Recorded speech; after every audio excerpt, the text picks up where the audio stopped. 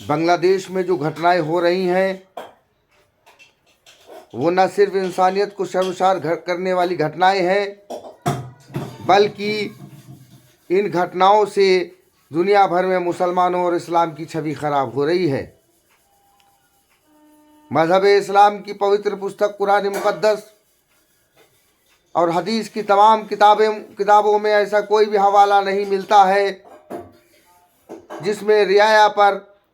उसके मजहबी अकीदे की बुनियाद पर जुल्म सितम किया जाए। प्रजा पर उसके मजहबी अकायद की बिना पर जुल्म तशद्दुद करना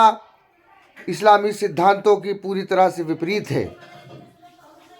मज़हब इस्लाम की ये तालीम हरगिज़ नहीं है। हमें हमारे बुजुर्गान दीन ने और हमारे मज़हब ने जो तालीम दी है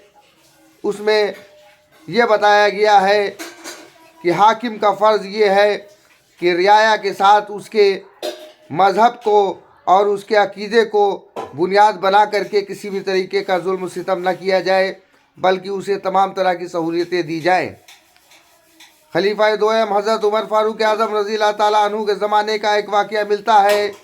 जिसमें एक ईसाई बूढ़ा शख्स जो सड़क पर भीख मांग रहा था, जब आपने पूछा कि इसके बारे में दरियाफ्त किया तो पता चला कि किसी दौर में नौकरी करता था, लेकिन अब इसके पास कोई अशाशा नहीं है। तो आपने फ़ौरन अपने लोगों को बुलाया और कहा कि इसके लिए पेंशन और वजीफ़े का इंतज़ाम करें, क्योंकि जब तक ये तवाना था तुम इसके साथ काम लेते रहे, अब ये इस काबिल नहीं रहा तो तुमने इसको छोड़ दिया। हम इसको इस हाल पर नहीं छोड़ सकते। जो मज़हब इस्लाम अपनी दूसरे मज़हब की रियाया के साथ इस कदर हुस्न सलूक करने की बात करता है तो वो अपनी दूसरे मज़हब की रियाया के साथ मज़हब के एतबार पर जुल्म करने की कतई तालीम नहीं दे सकता।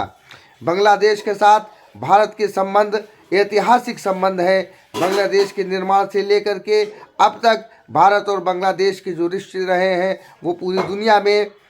एक मिसाल के तौर पर रहे हैं। हमने हुकूमत बांग्लादेश को, ख़ास तौर से बांग्लादेश के राष्ट्रपति मोहम्मद यूनुस साहब को बांग्लादेशी उच्चायोग के ज़रिए एक ख़त भेज कर के मांग की है कि बांग्लादेश में जिस तरीके से वहाँ के माइनॉरिटीज़, अल्पसंख्यकों, ख़ास तौर से हिंदुओं के साथ जुल्म सितम और तशद्दुद किया जा रहा है और महिलाओं के साथ घिनौनी वारदातें की जा रही हैं, इन पर फौरी तौर पर रोक लगाई जाए और उनमें जो पीड़ित हैं उनको न्याय दिया जाए, उनका पुनर्वास किया जाए, उनको आर्थिक और